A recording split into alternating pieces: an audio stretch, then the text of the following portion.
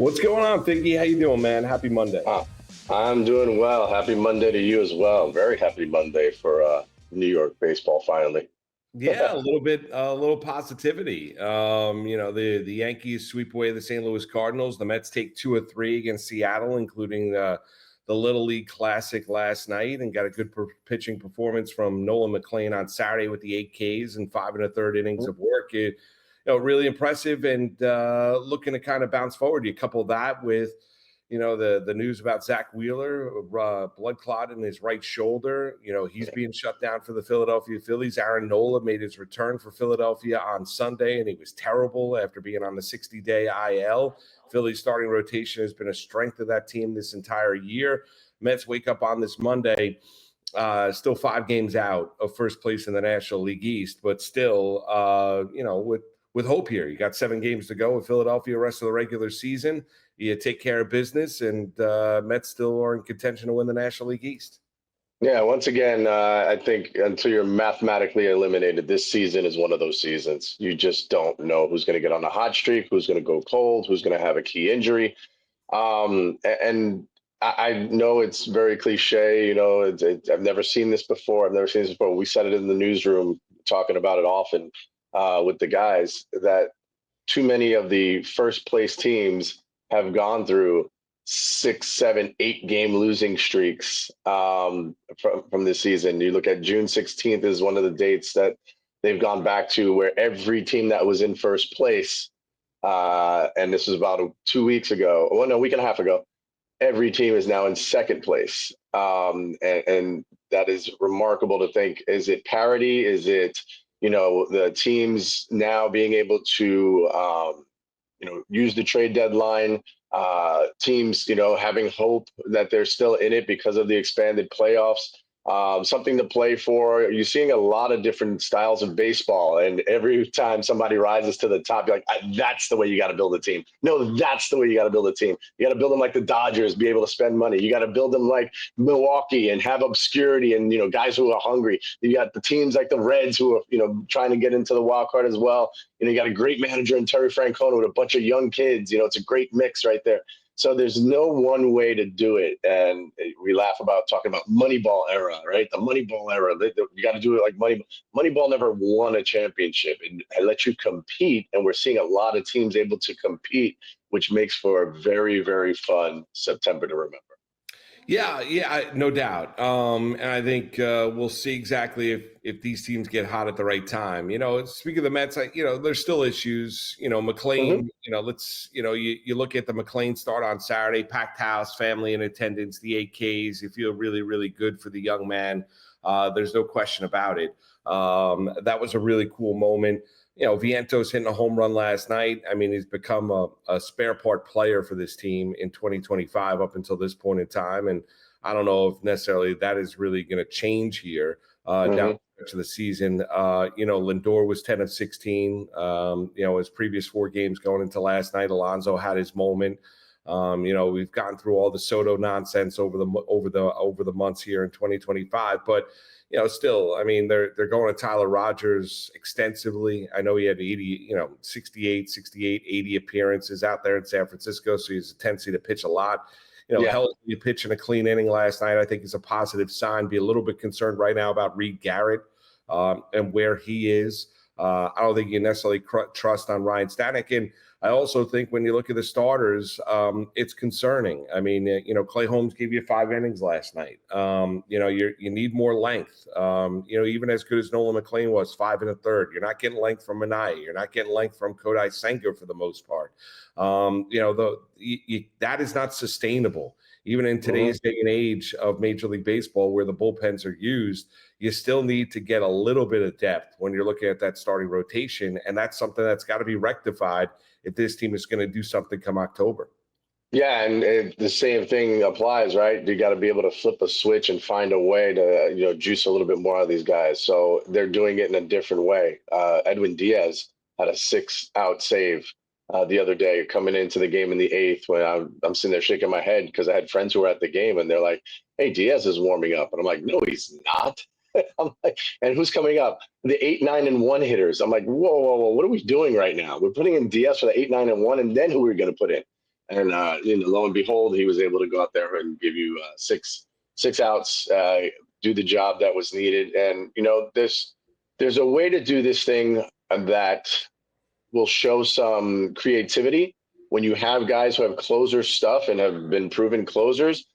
You don't have to rely necessarily on someone, but there's big moments in games where you need to have a shutdown inning, right? And talked about this before with Andrew Miller. His whole career arc changed when he went from being a average left-handed starter to a two-pitch pitcher who came in and became a stopper, right? Every big moment that the Cleveland Indians and Terry Francona wanted to bring him into, whether it was a sixth inning, seventh inning, eighth inning, or closing it out in the ninth, he was available and ready to do that, and he did it to the best I have ever seen of a guy that didn't have the excuse of, well, I wasn't sure when I was going in the game. Well, I don't know my role. You know what your role is? Go in and get outs when they bring you to the mound. And Andrew Miller famously made that his job of being the role of a stopper. Now the Mets can do that as well. They can have guys, but it's been sometimes where you see those guys that they feel that have stopper stuff. I mean, you're talking about a Ryan Stanek throwing 100 with a 91 mile an hour split finger. He'll look sometimes unhittable, and then the next time out, he walks the ballpark. And so you can't have the inconsistency. So using Diaz in a different role. If Halsey's more comfortable in that closing role and you got to get past the big part of the lineup in a big moment, then I'm all for using Diaz in a different kind of role and letting him go out there and dominate. He's having a really, really good season, has really been ultra consistent. When he's out there getting the job done, he goes through some spouts with control, but it's undeniable he still has some of the best closer stuff in the game. So I think there's a lot that Carlos Mendoza can do, and I think if you just sat back and tried to do the classic, seventh, eighth, and ninth, bringing in Rogers in the sixth inning, from the sidearm against the 4, 5, and 6 of the other team, all those different things can work out well. When it comes to, like you said, if you can have Marc Vientos and that kind of power in the 8 hole in your lineup, that's going to make it a very long lineup for teams. It just depends on what version of Vientos. Exactly. I mean, the good version of Vientos is not hitting 8th. The problem is, I don't disagree with you. I mean, it's been a lost year for Vientos. And I have a hard time imagining that all of a sudden now in August he's going to find it. I mean, he had a good game last night, but we've seen these moments where he's had, big 2, 3, 4, 5 game stretch, and you think that, here he goes. Yep. We're going to see the guy from a year ago, and he kind of goes back into the darkness, and he struggles once again. And he's not getting the playing time. That's the problem with Vientos is he's not going to get the reps. He's not going to get, we undoubtedly are going to give you the playing time because you've got Ronnie Mauricio, you've got Brett Beatty, Luis Angel Acuna got called up last night, but he's no longer not that necessarily big of a factor. So Vientos is not going to get that undying trust to kind of work his way out of it. He was for basically half the season they did, and he didn't do anything. So now it's a case of, and I don't think the Mets are in a position, Figgy, where they can wait and see and hope that Vientos finds it. And then you go to the guy who was batting behind him last night, Francisco Alvarez. When you have Alvarez, since he's been called back up, he's batting .293 with a .930 OPS. So he's really been hitting the ball. Hair for Alvarez too. I tell you what, whatever it is going back to the old stance. He looks so much more comfortable trying to not be JD Martinez 2.0 and being able to hit the ball the other way. Listen, Alvarez has some of the biggest power on the Mets lineup, and he can go from pole to pole hitting home runs. It's just he was so caught in between all the time on guessing pitches and looking for pitches and trying to stay inside the ball and doing all the things that he never done before while doing it at the major league level. It's a very difficult thing to do. It's great in batting practice. It looks fantastic. But when it comes to major league pitchers trying to get you out, and you have a game plan in your head, it's the Mike Tyson, right? Everybody has a game plan until they get punched in the mouth.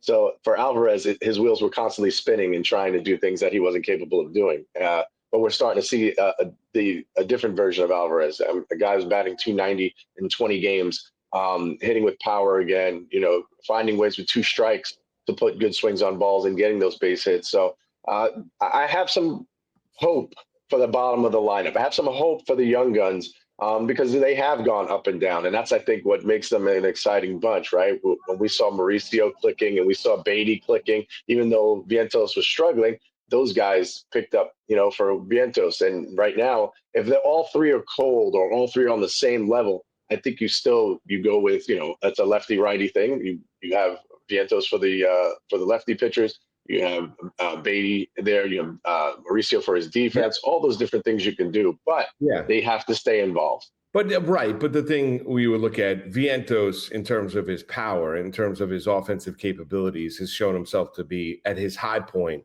It's not even close to the offensive compared to the other two players. So you'd like to see him, be that player. Because last year he looked like a burgeoning power hitter. So that's the Mets.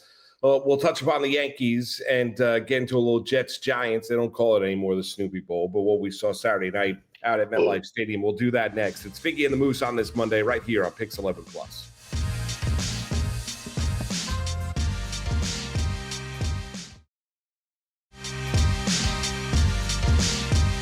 Welcome back. Marc, Malusis, Nelson, Figueroa. Good Monday, one and all. It's Figgie and the Moose, of course, right here on Pix 11 Plus. And Figgie, as far as the Yankees are concerned, a little bit of smoke in terms of Giancarlo Stanton not in the lineup and body soreness from playing the outfield. And people can say, well, he's a professional athlete. I get it, but he's not accustomed to playing the outfield. He did when Judge came off the IL and DH, and and Boone was asked about it yesterday before the game in St. Louis. An ugly game, but the Yankees found a way to win it nonetheless with the 4 runs in the top half of the 9th inning.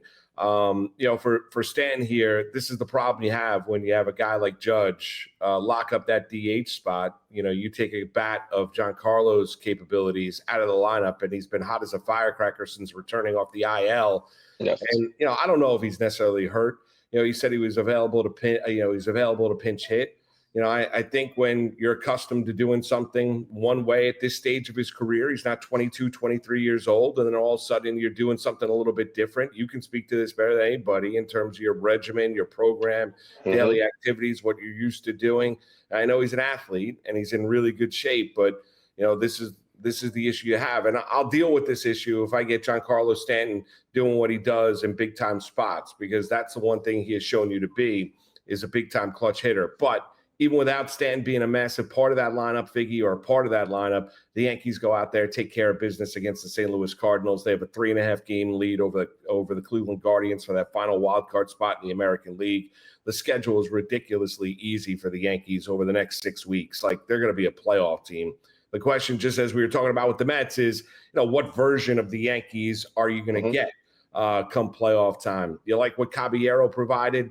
We talked about that when they acquired him from the Tampa Bay Rays. 34 stolen bases, can go out there, swipe a bag. You can go out there, play a little small ball. But what was your impressions? The other impression you get, Dominguez is just a butcher in left field. He can't play. He's just terrible. He's a terrible player. You gotta find a way to minimize Dominguez. Honestly, he should be pushed to a role player at this point. I'm of the ilk. I'd rather see Stanton in right field and you put Caballero out in left. Dominguez could come off the bench, maybe lightning strikes. Yeah, he's got 9 home runs on the year. It's not like he's got 25. He's got 9 home runs. He had 3 in one game. He had 3 in one game.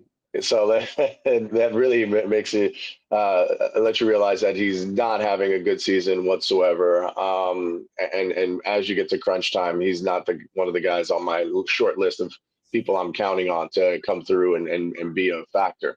However, the rest of the lineup, Bellinger, included, you're seeing 24. They hung 24 runs in 3 games on the Cardinals, and even though they're not the same Cardinals, of just a few years ago, you got to take care of what you got to take care of, and the Yankees did a great job of that all weekend long, finding ways to win games like that yesterday, scoring 4 on the top of the 9th. They just, they look like a team that had a chance to catch their breath, and they're tired of answering the same questions over and over and over, and going out there and just playing a better brand of baseball. We're not seeing as sloppy, and especially in big moments, a sloppy game of baseball. They made 2 errors yesterday, but that wasn't detrimental to the victory and didn't keep them from winning. Volpe, like we talked about before, has swung hit the long ball Yeah. as of recently. So all those little things are adding up. Right. Finally, I mean, the problem with Volpe is hitting like a $172. I mean, like in the month of August. Like, I mean, like, yeah, he's going to provide pop. So he's it's a become new like, baseball. right. He's become Pete and Cavilla. I mean, so, I mean, or like those guys that just all used to just, if they didn't hit the home run, Rob Deere. and yeah, Rob Deere. That's another good one. I love Rob Deere, right? What was he, 44? I loved the Deere. It was great, Yeah. great name, too. Great baseball name. The other concern you have for the Yankees, is Fried. Like we talk about, the Mets starting rotation. Like Max Fried's ERA in August is 9. His ERA Yeah. in July was right around 6. We're a long way away from him being, a Cy Young contender and dominating ever since coming over from the Atlanta Braves in free agency, Figgy. So that's a massive concern. I don't think any way you cut it is that, does he, I had a call yesterday on WFAN. Oh, maybe he needs a little bit of a break, give him a timeout. I'm like, well, he's got to work his way through it. I mean, Bobby Ojeda told me a long time ago at SNY, it's not every starting pitch. You're talented enough to make it to the majors when you have, and you're warming up in the bullpen, you have your A+ stuff. Those are the easy days. The days that are difficult when you learn how to pitch and when you become a pitcher and not just a thrower is when you're warming up and you're like, man, I have like my C or D stuff, but I've got to give my team an opportunity to win today. No doubt. And you've not seen that from Fried here. And it's concerned. I don't know if he needs a break. I don't know if he's fatigued. I don't know what it is, but he has not been particularly good. The Yankees have picked him up. But you got to get him back. If you're thinking about going deep into the playoffs, Figgy, Fried's got to be dominant. Yeah, he has to be that guy that you fell in love with in the first half of the season, right? His last 8 games, 41 innings pitched. So you're going, right around 5 innings an outing. So the regression from the guy who previously, let's see, he had 1, 2, 3, 4, 5, 6, 7, 8, 9, 10, 11, 12. He had 13 or 14 games where he went 6+ before that. And now all of a sudden we're trying to get him through the 5th. And what happens to your ERA, the mathematical equation is based off of 9 innings, not off of 5 innings. So therefore, in which if you give up 2 runs and you go 9, it's a 2 ERA. You give up 2 runs and you only go 5, then now you're not having the same kind of year that you thought you were having. So what a quality starter used to be was 3 runs, earned runs in 6 innings. That was a 4.5 ERA. If you had a starter now with a 4.5 ERA, you're questioning why he's even in the rotation, right? Because that's not what you're looking for. Meanwhile, you would love the length. A 200 inning guy would be giving you the length that you needed. And if you could score 4 runs and he gave up 3, hey, it all works out perfectly. But that's not the new baseball. The new baseball is you better be able to go 1 or none through those 5 innings because you're going to throw your same 100 pitches, right? Or 85 pitches and be taxed to the max. Can't possibly give them another, go out there and give them a 6th inning. And we're starting to see that a little bit with Max Fried, where, you kind of have some kid gloves after the blister, with Max Fried. What do we know? It's the old song, the ankle bone's connected to the thigh bone, the thigh bone's connected to the hip bone. You just don't know what the blister could lead to. And you don't want to get an elbow. You don't want to get a shoulder. And now all of a sudden he's on the shelf. So, yes, you're handling him with kid gloves. Same thing, from Mets land, you look at Clay Holmes and you're like, oh, my God, is all the juice out of this orange already? Like, my God, they're 4th inning and you're like, he's just walked 2 in a row on 8 pitches. What is happening right now? You got to get the firemen up already. So for Max Fried, he's supposed to be pitching like an ace, and he did undoubtedly in the first half. But you don't have that same feeling right now. No. And how does he recapture that? Well, I mean, it's not that he needs to pitch against, or have one of those easy games where he can just sit back and relax. There's none of that when you're, pitching with the pinstripes on. Everything's going to get always a little bit overblown. But you do notice a difference in Max Fried in his last 8 outings and compared the time before that against Cincinnati was June 25th. He went 7 innings, 4 hits, no earned runs, 7 strikeouts, and you're like, yeah, this is the guy that we had. He had a 1.92 ERA at that point. Now he's sitting at a 3.28. Yeah, not great. Not great. And then you get to Devin Williams. I mean, listen, Yankees are going to get there, and the Mets will get there too. I think they're going to be both going to be playoff teams. Mets get a little bit tricky because they went 2-14 or whatever it was, 12 over a 14-game stretch, and but Mets have got an opportunity, unfortunately, with the injury to Wheeler. Mets have got an opportunity in the National League East, but the one thing they have to do is they got to do and take care of business. They got to start playing great baseball. The Yankees, I mean, it would be the old days, heads would roll. I don't know if necessarily heads would roll, but if you get tracked down with now a 3.5-game lead for the final wild card spot in the American League, if you get tracked down by the Guardians, who've got a third of the payroll, sold at the deadline, and have got 2 guys under a gambling investigation by Major League Baseball, I mean, then that would be it would almost be like a Seinfeld skit. It really would. Yeah. Actually, what it would be is a sign. It might be a sign from God, is what it would be. It'd be like, all right, now some things have to change. No doubt. So, Mets and Yankees both have off days today. Mets begin a series with Washington tomorrow. The Yankees are back home to their spring training home to take on the Tampa Bay Rays for 2 games before they come back home for a big 4-game set against the Boston Red Sox to close out the week. So, as we were talking about, you're like, oh, the schedules, they've got an easy schedule. They have easy parts of their schedule, as you just said. Tampa Bay, who loves to, be a thorn in the Yankee side. Well, you got to get there first, because let me give you after the cushion at the end of August. So you got Washington for 3, Chicago for 4. Yeah. That's a nice little cushion to have. Then let's talk about the September to remember, as I love to say. September 1st, you're welcoming. You're in Houston for 3. Then you have Toronto at home for 3. Then you have Detroit at home for another 3. Then you have Boston for 3 in Boston. Yep. So that's a 12-game stretch there that could really swing things. No, I understand that, but the Astros are basically gagging away the American League West. The Seattle's right on their heels. They're only a game. But you know what the Astros are to the Yankees? No, I get it. But okay, so you ran through give me the last 4 series that the Yankees have to close out the year. Oh yeah, the last 4 are phenomenal. You got Minnesota, Baltimore, Chicago, Baltimore. How did the scheduled makers put 7 of the last 10 games are Baltimore? Yeah. How does that happen? I don't know. You've got Minnesota. They're in their division. Minnesota, Baltimore, the White Sox, and Baltimore to close out.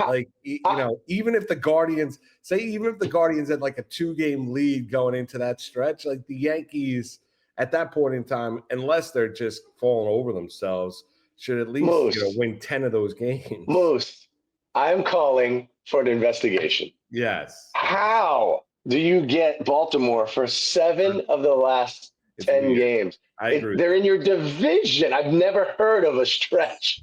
And by the way, we're just going to end it off with 7 out of the last 10 against the same team. So there's the baseball. We'll get into the Jets and the Giants. We'll do it tomorrow on Figgie and the Moose, because no baseball tonight to react to.